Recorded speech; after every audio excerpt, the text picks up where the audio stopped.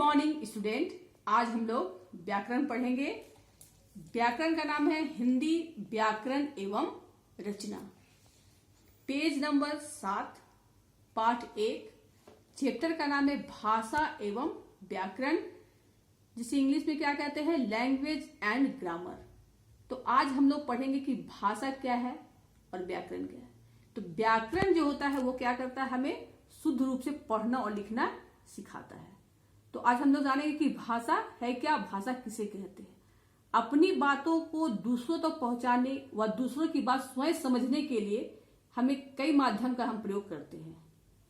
जैसे स्कूल में तुम्हें कोई शिक्षक या शिक्षिका पढ़ा रही है, तुम उन बातों को सुनते हो, उस विषय को समझते हो और फिर यही बात को तुम अपने दोस्तों से के सामने इसकी बात की चर्चा करते हो।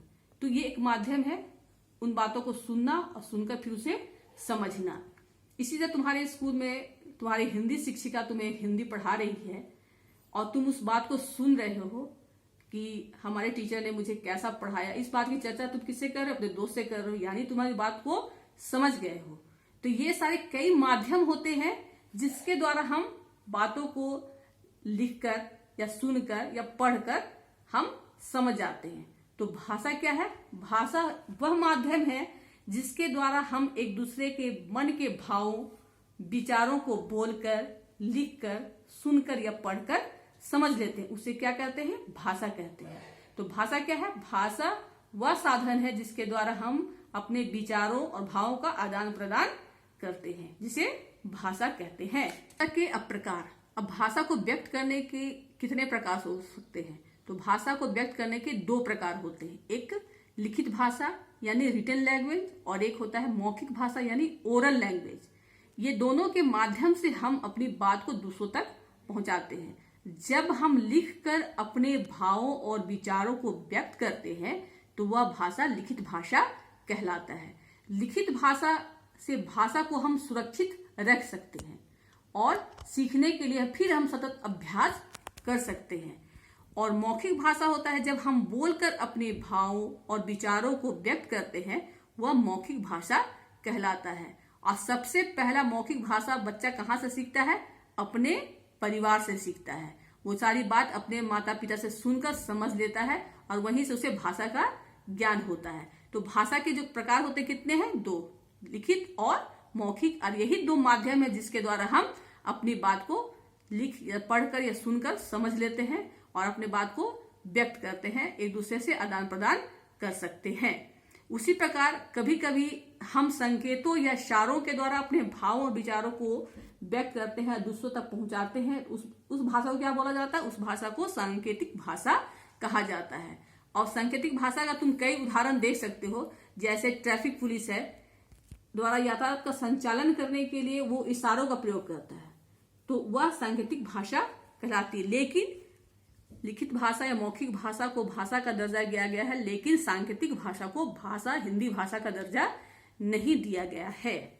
अब इसके बाद हम लोग पढ़ेंगे लिपि। लिपि को इंग्लिश में क्या बोलते हैं? स्क्रिप्ट।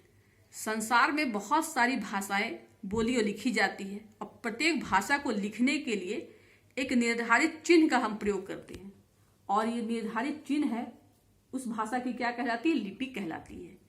तो कोई भी भाषा को लिखने के लिए जब तक कोई चिन्ह नहीं होगा तब तक उसकी पहचान नहीं होगी। इसी तरह यहाँ पे बहुत सारे उदाहरण दिए गए, जैसे हिंदी है, अंग्रेजी, संस्कृत, पंजाबी और उर्दू। ये किस लिपि में लिखी गई है यहाँ देखेंगे। तो हिंदी जो है वो देवनागरी लिपि में लिखी गई है। अंग्रेजी की लिपि कौन है? रोमन। संस्कृत देवनागरी, पंजाबी गुरुमुखी, उर्दू फारसी। ये सब जितनी भाषा है वो इस लिपि में लिखी गई है। उसके बाद आता है राष्ट्रभाषा यानी नेशनल लैंग्वेज। तो हम लोगों का राष्ट्रभाषा क्या है?